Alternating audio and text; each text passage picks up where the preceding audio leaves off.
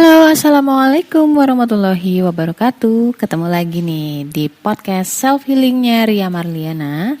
Sobat kamu yang pertama kali baru sampai di podcast aku, di sini aku bakal share tentang banyak hal tentang tips relationship berdasarkan golongan darah dan juga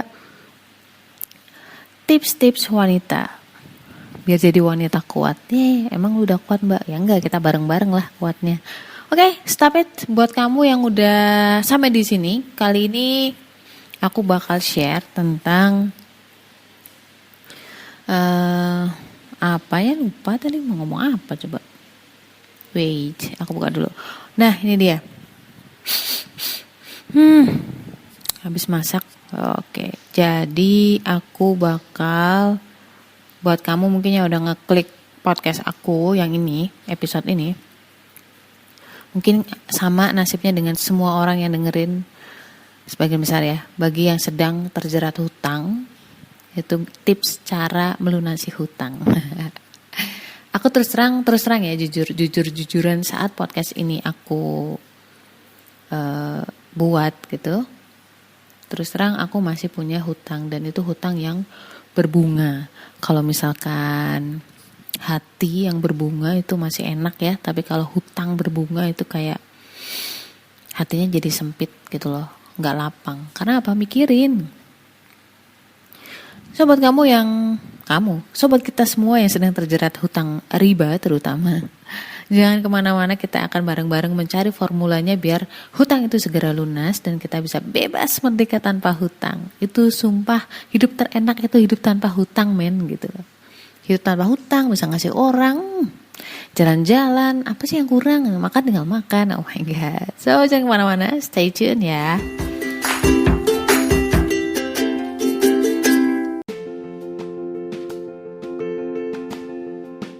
Pengen naklukin diri sendiri atau pengen naklukin hati golongan darah B, wajib banget baca. Jangan deketin golongan darah B sebelum miliki buku Beauty in Abyss ini. Tenang aja, karena bahasanya tuh bukan yang ilmiah banget. Ada cerita, ada narasi, tapi gak sepanjang novel-novel drama atau sastra. Cuman 25.000. Link pembelian terlampir nih.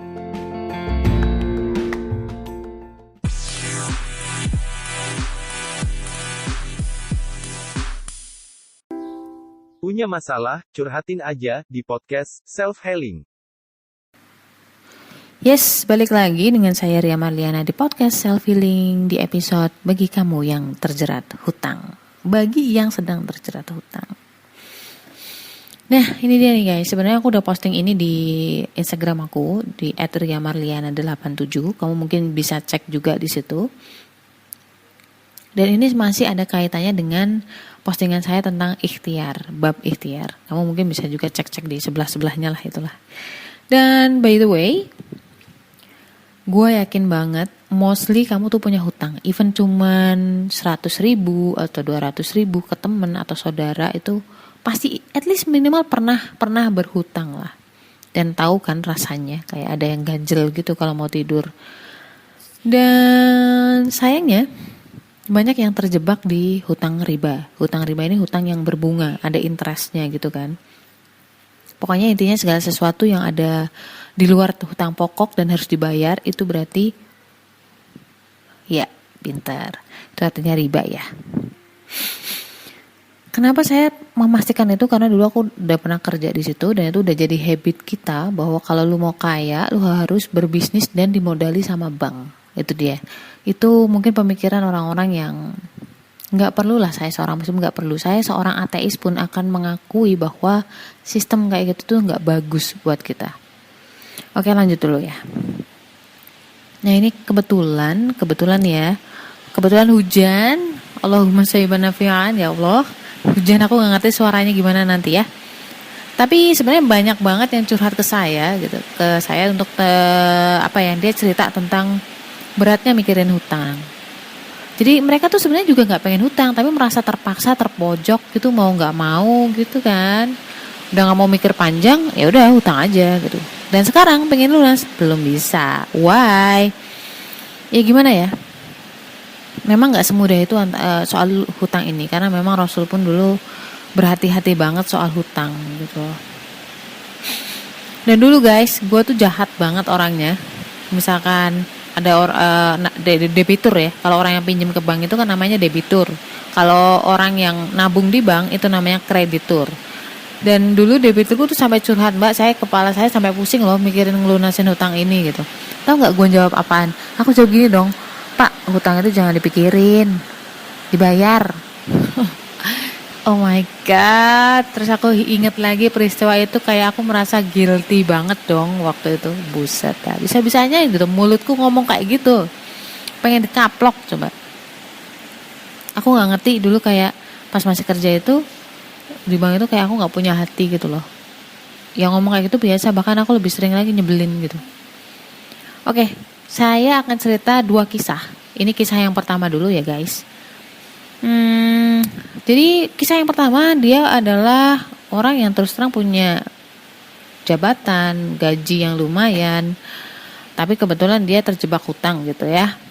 Dulu mungkin karena dia pengen beli rumah, beli mobil, pikirnya ya udahlah nanti potong gaji kan. Zaman sekarang gitu tinggal potong gaji udah selesai, kelar hidup loh gitu kan. Dan yang pertama ini adalah orang yang mati-matian menabung, berhemat, kerja banting tulang dengan motivasinya adalah lunas hutang. Dan setiap malam tentu selalu kepikiran, karena dia udah gak tahan di kerjaan, dia pengen keluar tapi mau gak mau harus melunasin hutang kan, dan dia belum bisa. Nah kebetulan udah terkumpul duitnya, tinggal dikit lagi gitu. Qadarullah ya, ada musibah. Jadi duitnya pakai, gak jadi hutang, gak jadi lunas deh hutangnya. Sabar ya. Nah ini dia kisah yang kedua. Ini lebih epic menurutku, karena memang si orang yang kedua ini boro-boro nabung buat bayar atau nyicil hutang.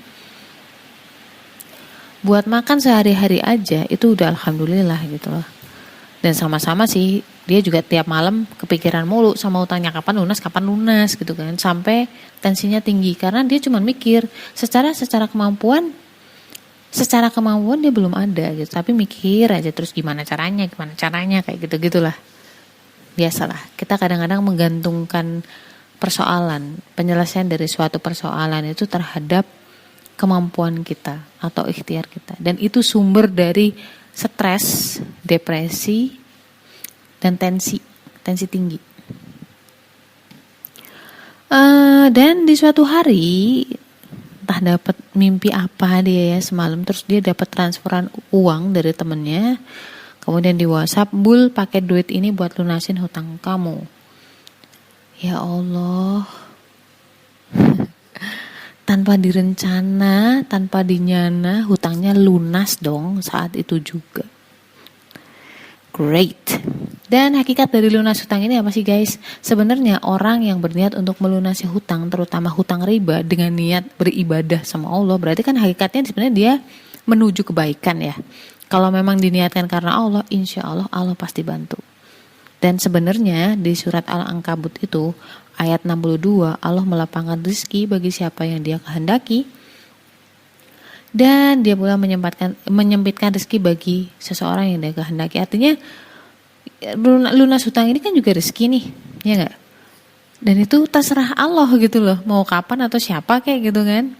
Kalau Allah udah izinin ya lunas, kalau belum ya belum gitu loh. Mau lu jungkir balik, mau lu santai-santai gitu kan, terserah Allah gitu loh. Dan itulah hakikatnya yang melunasi hutang itu sebenarnya Allah. Dan saatnya lunas pasti lunas, kalau saatnya belum lunas ya belum lunas. So the next question is, loh Mbak, tapi kan kita kudu tetap berusaha gitu.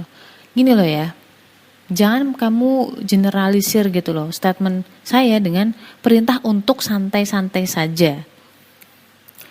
Jadi di statementku nggak ada perintah bahwa kita nggak usah berusaha. Nggak bisa kayak gitu. Cuman seenggaknya jangan bergantung kepada ikhtiar diri kamu sendiri. Karena apa? Karena kamu bergantung ke ikhtiar kamu atau ke diri kamu, itu ujung-ujungnya stres, tensi darah tinggi, emah kambuh, kayak gitu. Ya terus usahanya gimana Mbak gitu loh. Nah ini dia, kalau usaha atau ikhtiar itu adalah tanggung jawab kita, sedangkan penyelesaian persoalan itu adalah wewenangnya Allah. Ini salah satu analoginya gini loh. Misalkan kayak anakku, Fatir itu bilang ke aku, "Mah, aku pengen ranking 1," gitu kan. Tapi dia nggak pernah belajar, dia nggak pernah buka buku, dia nggak pernah ngerjain soal. Kira-kira apa sih sebagai orang tua yang bakal kamu ucapkan ke dia? Kalau saya sebagai orang tua bakal ngomong gini, katanya mau ranking 1, kenapa kamu nggak pernah belajar? Ya kan?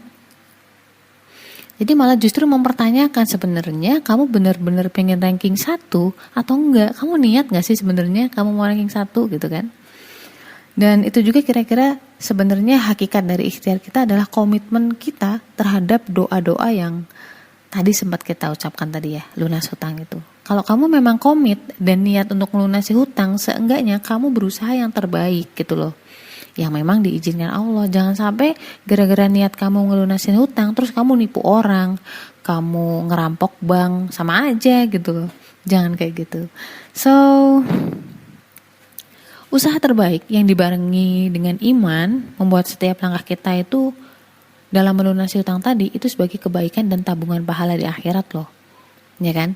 Kalau kita orientasinya akhirat sebenarnya, oh aku udah nabung nih gitu loh. Kalau perkara lunas insya Allah ada saatnya. Tapi seenggaknya setiap langkah saya menuju ke sana itu menjadi pahala dan tabungan saya di kehidupan nanti, gitu kan? Itu kan sebenarnya harusnya udah tenang ya dengan seperti itu gitu loh.